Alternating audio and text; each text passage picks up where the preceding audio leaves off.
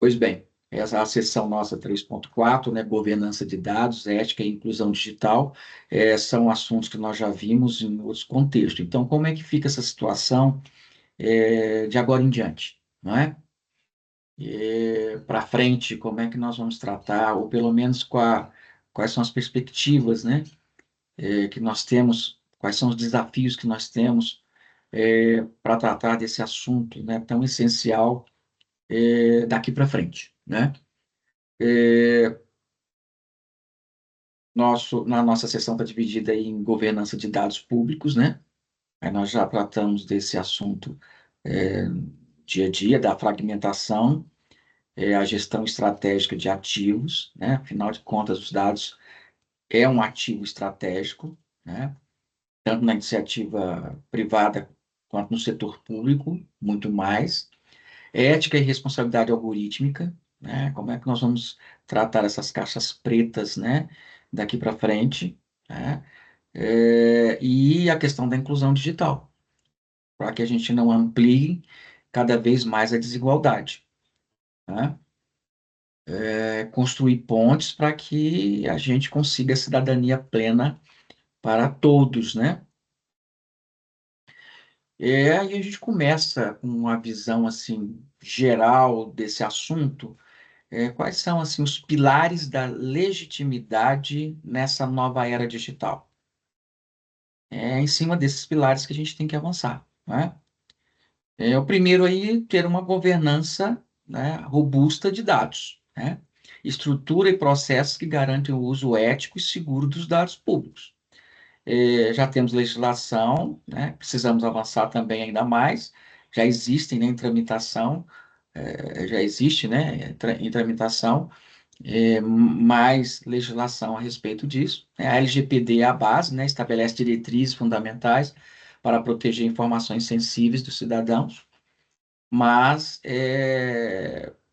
diante da complexidade do contexto, né, todo que nós estamos envolvidos, é preciso também avançar um pouco mais nisso.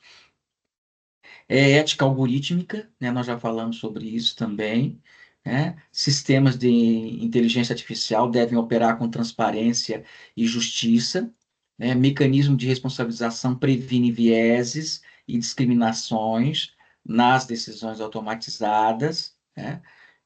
Por mais que haja assim uma reação, né, por determinados setores, nós temos que prezar pela segurança, né, e a garantia dos direitos individuais de cada um, né? E como é que nós vamos tratar isso, né?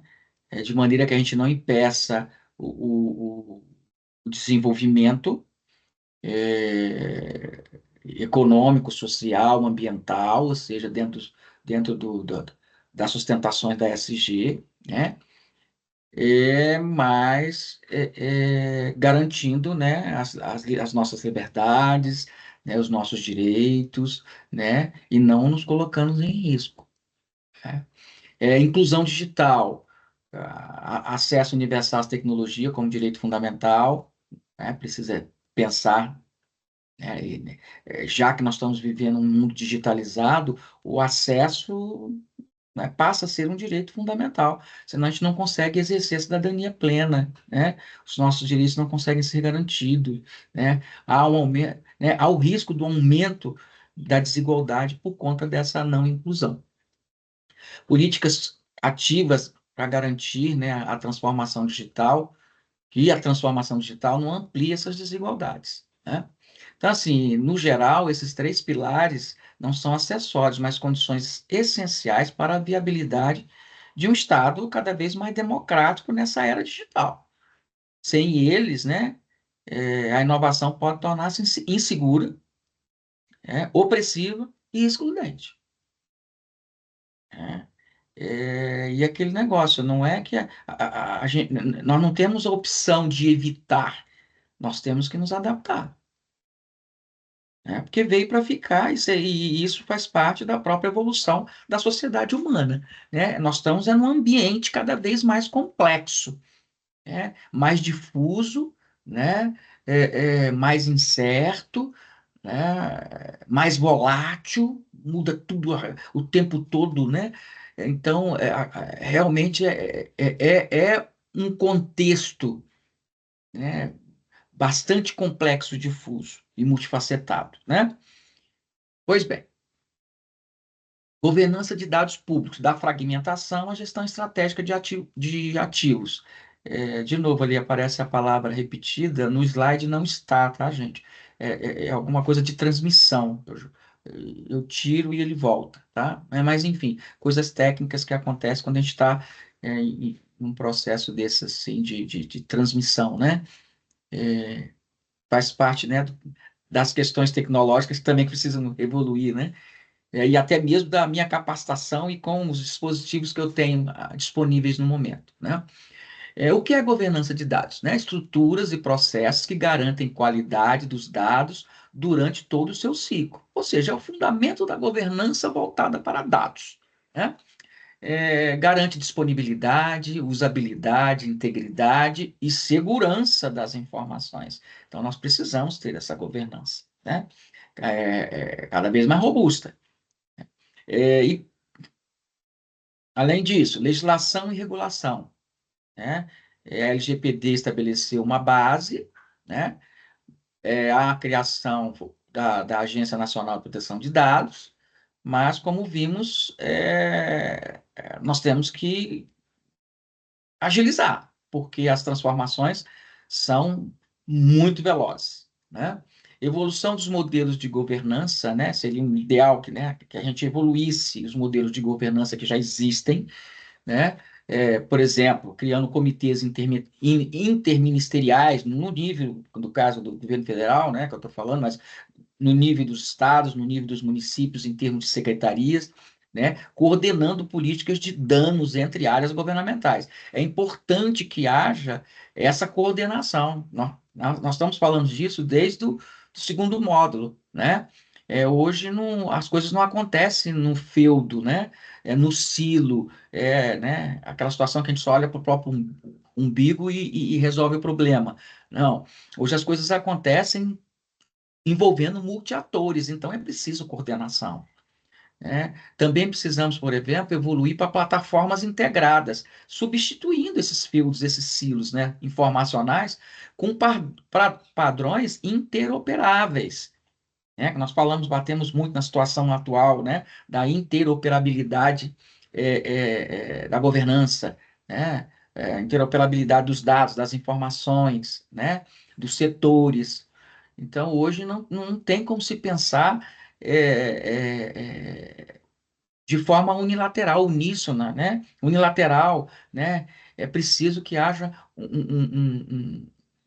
um arranjo cooperativo e a governança nesse arranjo tem que ser coordenada, né? Im- Impactos da boa governança que a gente espera, né? A governança de dados transforma os dados fragmentados em ativos estratégicos. É isso que a gente espera de agora em diante, né? Cada vez mais os dados são ativos estratégicos. E com a boa governança, isso gera valor público, né? Então, assim, temos N iniciativas já, mas precisamos aprofundar isso, né? Cada vez mais daqui para frente. Dados bem governados fundamentam políticas baseadas em evidências. Precisamos cada vez mais tratar as políticas públicas baseadas em dados efetivos, reais, né? Ou seja, a política pública baseada em evidência real, né? Amplia a transparência e impulsiona a inovação pública. O marco institucional e legal do Brasil, né? Primeiro nós temos aí a LGPD, né? Nós já vimos, estabelece um novo paradigma para o tratamento de dados pessoais no Brasil, impondo inclusive obrigações mais rigorosas para o setor público.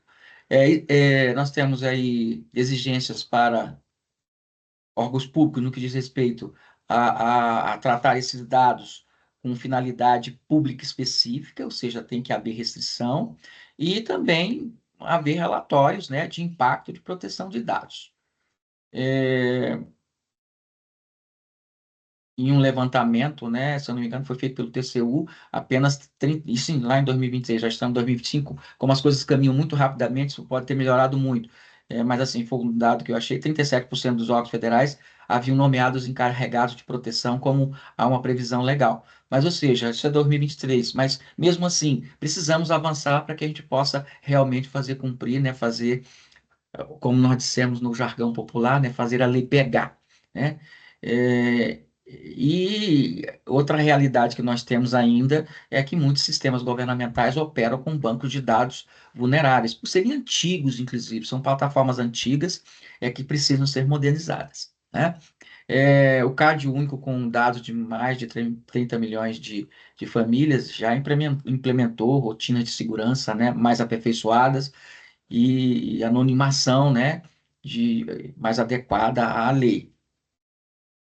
E nós temos aí a Estratégia Federal do Governo Digital, né, até 2027, né, complementando esse arcabouço aí legal. Mas, enfim, temos muito o que fazer ainda. Então, nosso cenário futuro ainda é extremamente desafiante, inclusive nesse aspecto legal. E, como nós sabemos, né, o processo legislativo, ele tem etapas a serem cumpridas e isso, né, realmente não é muito ágil, né, por assim dizer. Estruturas e modelos emergentes de governança de dados, né? Mas no caso da federação, tem aí a estratégia federal, como já dissemos, né? Instituída pelo decreto 2198/2024, né? E estabelecendo a infraestrutura nacional de dados, né, para a gestão integrada. Então, nós temos aí um avanço.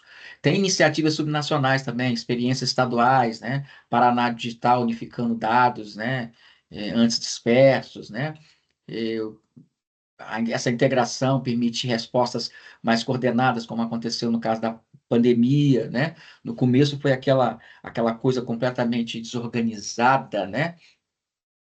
Diante de uma situação ímpar que vivemos agora recentemente, né? E temos que avançar, e pensando em futuro, né, nós já sabemos que os especialistas dizem a questão de não é se vai ter uma outra pandemia, é quando, né? É aquela afirmação da Terra ser atingida por um asteroide novamente. Não é se vai ser, é quando vai ser, né? Então a certeza existe. A questão é quando, né? Então nós temos que estar preparados para isso. Data trusts e data commons, né? É, emergem como estruturas de compartilhamento multissetorial, né? Então, estruturas colaborativas, né, são necessárias nessa, né, e são emergentes, né, diante dessa nova situação que estamos vivenciando e tem que se, no futuro próximo, a se ampliar.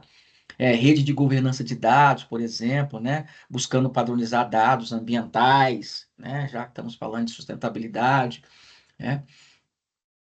E temos aí desafios contemporâneos, né? Os novos modelos enfrentam desafios complexos de soberania, né? Já que é uma coisa complexa e cooperativa, né? Quem é o dono, né? Que dá essa propriedade intelectual das novas tecnologias, já que ela é criada de forma compartilhada, né? Cooperativa, né? Com múltiplos atores, né? Como é que vai fazer essa partilha justa de benefício entre diferentes atores, né? A minha pesquisa, por exemplo, é nessa área, né? Como eu já disse. E aí, como é que fica, né? Os resultados é, das tecnologias, das inovações criadas com envolvimento de vários parceiros? Como é que fica o benefício? Como é que essa partilha desses resultados, né, pode ser mais justa entre eles? Né? Como você mensura o que cada um realmente tem direito? Então, não é muito simples, não, tá? Mas nós estamos num ambiente complexo, né?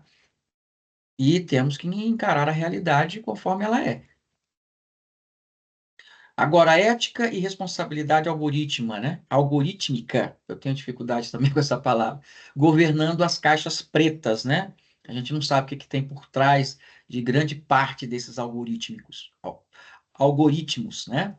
É, o desafio da opacidade, né? Algoritmos e sistemas de IA tomam decisões de alto impacto no mundo do financeiro, né? Do crédito, da justiça e de saúde, né? A natureza caixa preta dificulta a accountability democrática e supervisão cidadã, né? Nós já tratamos sobre isso. E pensando de agora para frente, né? Nós temos que enfrentar essa questão. Não adianta fugir, sob pena de sofrermos consequências sérias, né? Os princípios para a IA ética, a OCDE 2019 já, né? A Unesco em 2021 estabelecem diretrizes que são aí, né, seguidas, né, pelo Brasil, né? Precisamos avançar, né? E tem legislação, né, tramitando, mas precisamos avançar como um produto nosso mesmo, né? Uma ação nossa. É, Transparência, justiça, não discriminação e segurança são valores centrais nesse avanço, né? A gente chama muita atenção para essa questão da não discriminação, né? Repetir nessas interfaces, né, digitalizadas, essa discriminação que existe na sociedade, né, mesmo que seja de forma latente. Né? E aí nós estamos falando de desigualdade de gênero, né? Estamos falando de preconceitos raciais, né? E preconceitos diversos que existem na sociedade. Além da questão da disparidade, né?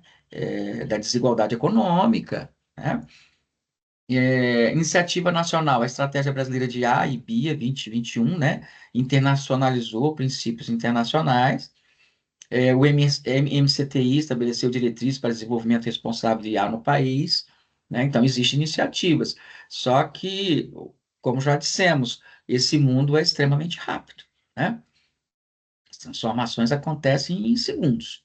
Né? Decisões algorítmicas afetam direitos fundamentais dos cidadãos diariamente. Né?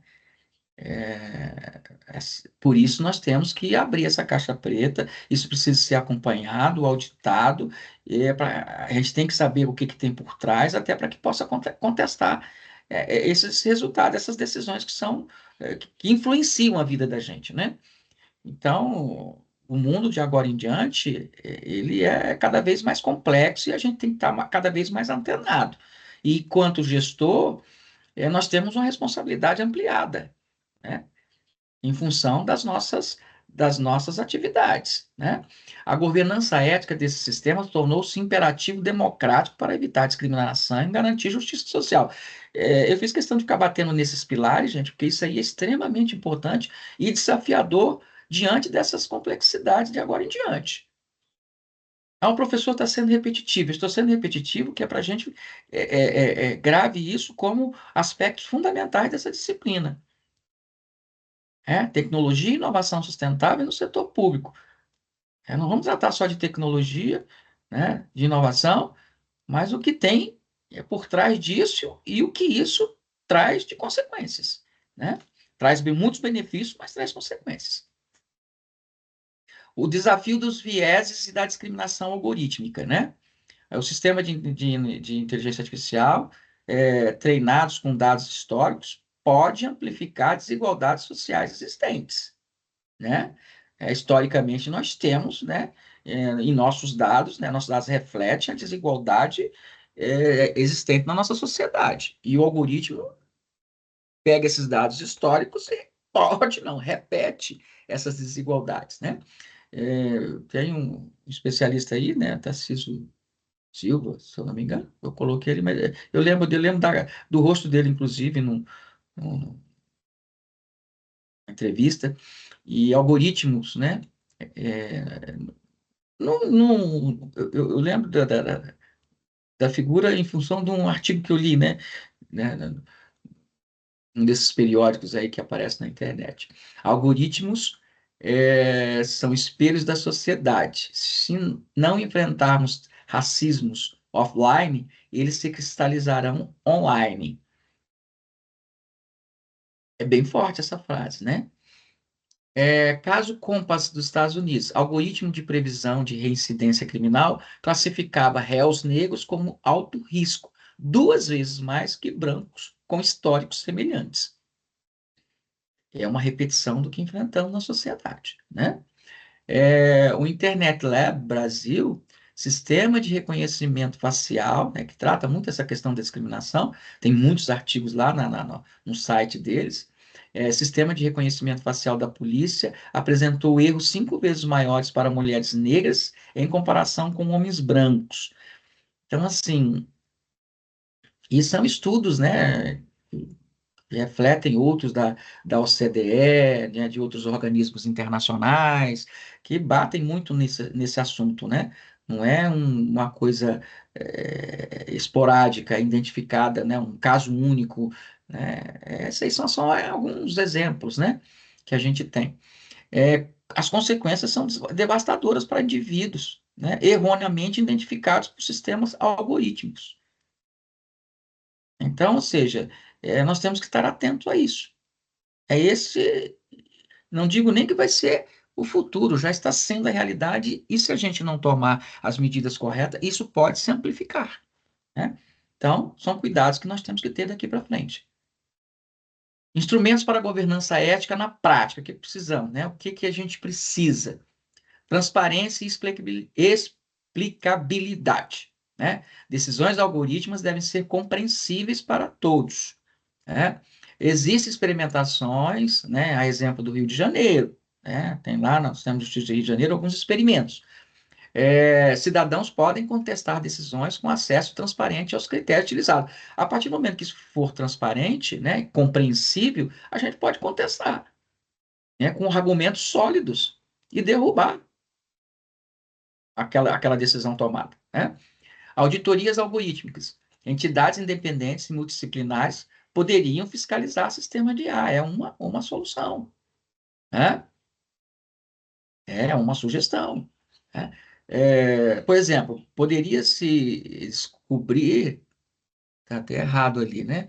Vieses de favorecimento em licitações, né? Se você usa a inteligência artificial em processo licitatório, por exemplo, e você existe viés na sociedade, né, de direcionamento, esse algoritmo vai repetir isso, como nós afirmamos ali, né? E aí, se você tem uma fiscalização, né, multidisciplinar, independente, você pode descobrir isso, né? Você pode contornar, na verdade, corrigir esses vieses, né?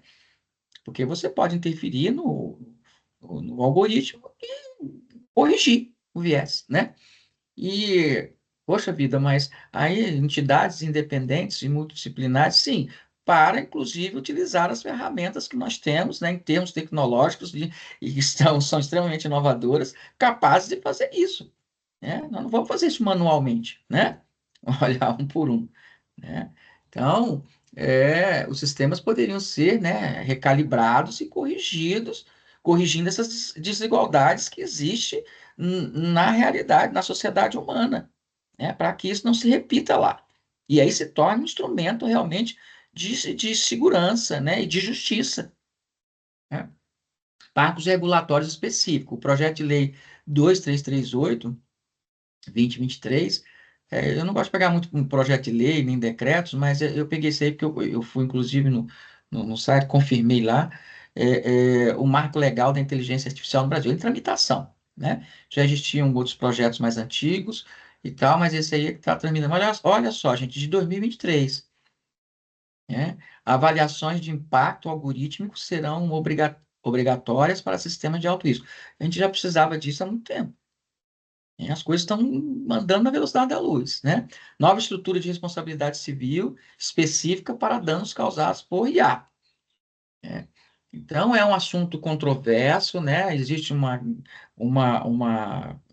confrontação de posicionamentos na sociedade, né? A gente vê muito aí na imprensa. Eu não gosto de opinar sobre esse ou aquele assunto quando a gente está no meio, né, acadêmico, até porque para fazer isso precisa de ter dados muito sólidos, né, argumentos muito robustos para fazer discussão, e não é o fórum adequado em nenhum momento. Mas, enfim, nós vemos aí, né, por meio da imprensa, o que vem acontecendo, né, e esse embate, né, entre grupos com posicionamentos diferentes, né?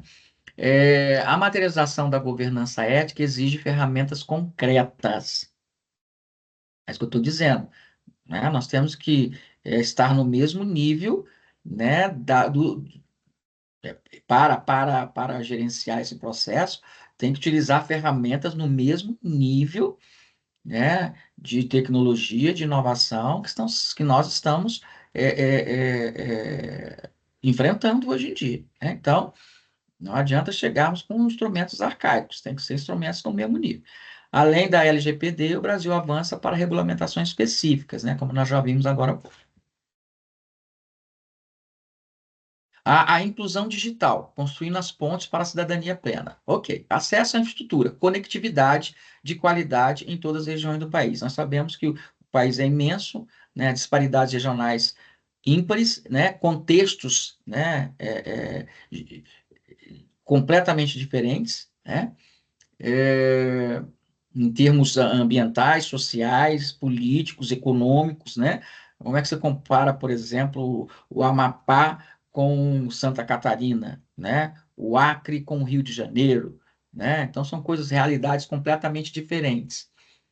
Acesso a dispositivos, né, democratização de equipamentos tecnológicos a preços acessíveis é um desafio, né, porque com esse avanço tecnológico todo, cada vez mais são exigidos equipamentos mais modernos, né, e com certeza, né, com valor agregado mais altos. Mas, enfim, é preciso se pensar nisso, né, para enfrentarmos esse problema. Letramento digital, né, desenvolvimento de competências para navegação segura e crítica, né? Ainda temos, né, um apartheid, né, o chamado apartheid digital brasileiro, eu gostei muito disso. 24 a 30 milhões de brasileiros ainda não acessam regularmente a internet, fonte aí do IBGE 2023, né? Ou seja, é muita gente, né? A gente acha que todo mundo, por fato de ter um celular, todo mundo está ali apto a fazer N transações. E eu vou ser franco com vocês, eu tenho pessoas na minha família, por exemplo, que têm o celular e só usam para fazer ligações, e no máximo o WhatsApp, tá? Estudos mostram que a utilização de serviços de saúde digital é significativamente maior entre populações com maior renda, maior escolaridade e que vivem em centros urbanos.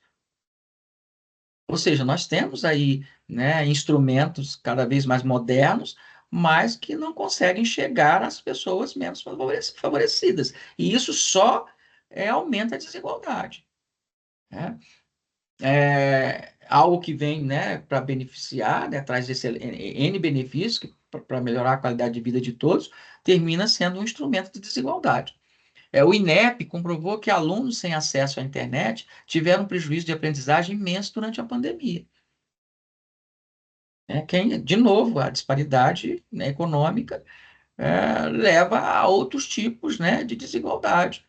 E aí, como ficam esses jovens, né? Esse delay temporal, porque isso é uma perda, né? O tempo é algo assim que talvez seja para o ser humano o ativo mais importante, né? Os resultados da SAEB, né, Sistema de Avaliação da Educação Básica, aplicados pós-pandemia, confirmaram uma queda histórica nos índices de proficiência, sendo essa queda muito mais acentuada entre os alunos mais pobres e sem acesso a recursos digitais. Então, olha só, novamente é, o apartheid digital, né? Colocando aí o seu rosto, né? Deixando bem claro, que o momento que estamos vivendo. Estratégias e políticas de inclusão digital no Brasil, né? Tem iniciativas, né, para enfrentar essas desigualdades em múltiplas frentes. Aí são apenas alguns exemplos, né, gente? Como eu disse, né? Muito provavelmente, se vocês buscarem na cidade de vocês, na região de vocês, vocês vão ver iniciativas nesse sentido. Passam despercebidas, né? Muitas vezes, mas se a gente procurar, pesquisar, acha, né? Universalização da conectividade. A Wi-Fi Brasil leva a internet via satélite para escolas rurais, né? Então, iniciativa lá do MCTI, né? Então, diversas iniciativas de redes comunitárias são fomentadas por ONGs, né, principalmente em comunidades, né, favelas, né, em grandes cidades, tem, né, ONGs que criam essas redes e de forma gratuita, tá, para a população, é, para que você possa diminuir, né, esse distanciamento, né, da digitalização e para que ela chegue realmente a todos. Letramento digital, né? Telecentros comunitários, né? Em Pernambuco, tem Pernambuco, tem Paraná, tem Mato Grosso, tem em vários lugares, né? Promove a alfabetização digital com monitores, né?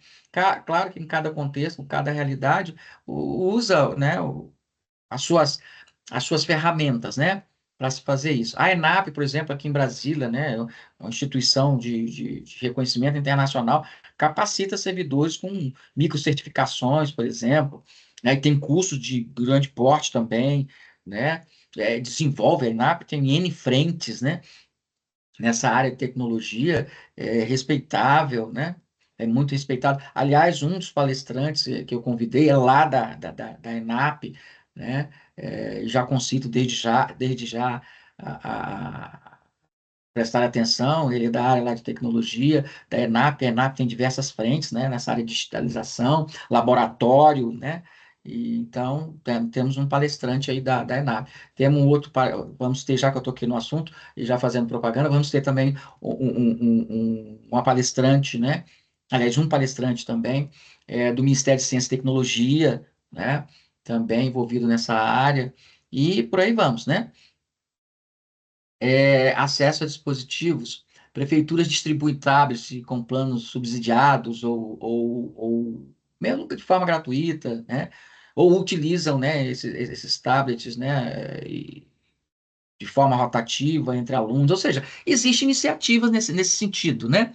Para você diminuir esse gap aí que nós temos nessa desigualdade na digitalização no Brasil. Programas de digitalização atendem estudantes de baixa renda, e são iniciativas em prefeituras, no estado, né, aí por todo o país.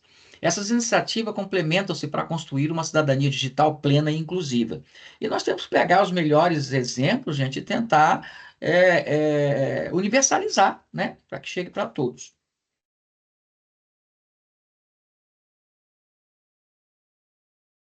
Conclusão disso tudo, né? Articulando o tripé para o Estado digital democrático. Então, os três pilares da transformação digital não funcionam isoladamente, né? Sua interdependência é crucial para a legitimidade estatal. Então, nós temos aí ética algorítmica, né? Algoritmos discriminatórios comprometem a legitimidade dos serviços digitais. Avaliações de impacto e transparência são essenciais. Então, precisamos atuar nisso de forma urgente, né? Então, esse é o nosso futuro imediato, né? Inclusão digital, serviços digitais inacessíveis perpetuam desigualdades, a universalização do acesso demanda políticas integradas e contínuas, né? Então, temos também que focar nesse outro pilar. E a governança de dados, né? Sem dados de qualidades, políticas públicas perdem eficácia, né? Exige estruturas institucionais robustas e marcos legais adequados, né? É, o futuro exige superar a fragmentação, capacitar especialistas, né? Muito condizente com o nosso ambiente agora, e garantir sustentabilidade financeira dessas iniciativas interdependentes, né? É uma ação conjunta, né? Ok, pessoal? Então, esse é o nossa sessão. E em seguida iremos para a próxima, então, tá bom? Muito obrigado a todos e até a próxima.